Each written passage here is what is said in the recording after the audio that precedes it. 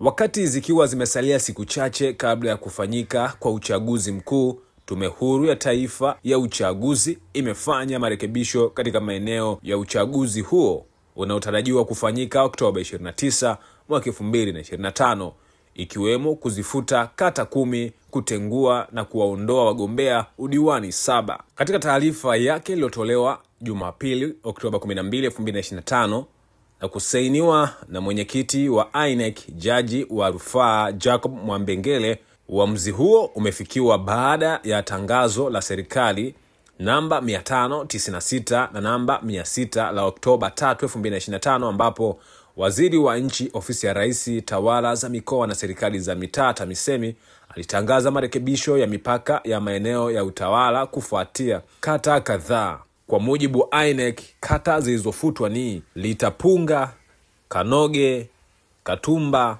Mishamo, Ilungu, Ilangu, Bulumata, Ipwaga, Milambo. Hiyo ni miongoni mwa taarifa ambayo nimekusogezea leo kupitia A-Digital kuhusiana na baadhi ya kata kufutwa kupitia mambo ambayo yameidhinishwa na INEC kupitia Jaji wa Rufaa Jacob Mwambengele. Una mtazamo gani hapo chini kwenye komenti? Ni A-Digital, endelea kuwa nasi kwa taarifa zaidi.